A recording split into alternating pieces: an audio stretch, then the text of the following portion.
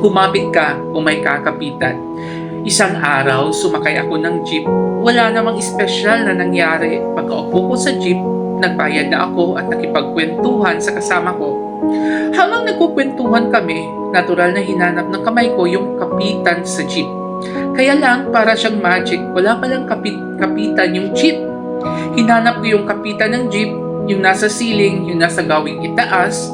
Diba, pag gusto mo ng panandali ang kakapitan, hinahanap mo yun. Kasi pagod ka na. Kasi ayaw mo nang mangalay. Kaya lang, wala nga palang kapitan yung jeep kung saan ako umupo. Tiningnan ko ulit yung ceiling ng jeep. Pero meron naman palang kapitan pero hindi umabot kung saan ako nakaupo. Here's the thing about jeepneys. Hindi lahat may kapitan. Meron namang may kapitan pero minsan nasa gitna lang yung hindi mo naabot. May ilang kapitan naman na gawa sa tali lang yung madaling mapatid. Pero makakatagpo ka talaga ng jeep na may kapitan na sasapat sa'yo. Kapitan na maabot mo, kapitan na matibay yung kaya kang dalhin. Kaya lang hindi lahat ng masasakyan mong jeep may kapitan. Kaya tandaan mong kumapit ka lang kung may kakapitan. Kung sumakay ka sa jeep na walang kapitan, siguro sumakay ka lang pero huwag kang kakapit kasi maaari kang madismaya. Here's the connection about life.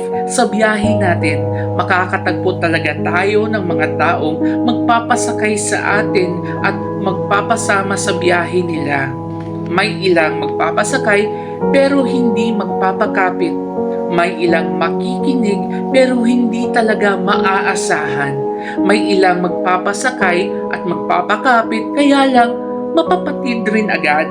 May ilang magpapasakay at makikinig pero kaunting bigat lang, bibitaw na.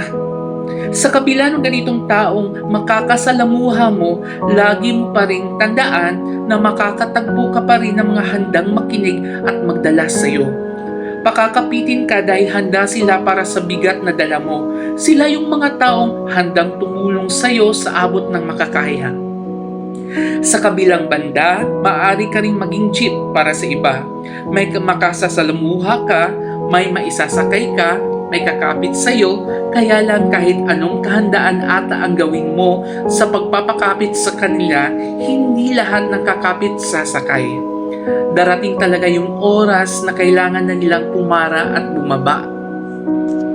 Sa huli, patuloy pa rin ang biyahe, patuloy pa rin ang buhay, ilang tao man ang sumama sa biyahe natin, sana patuloy mo pa rin kasabikan ang iyong destinasyon. Tanungin mo rin ang sarili mo, handa ka bang magpakapit? At tandaan, kumapit ka lang sa may kakapitan.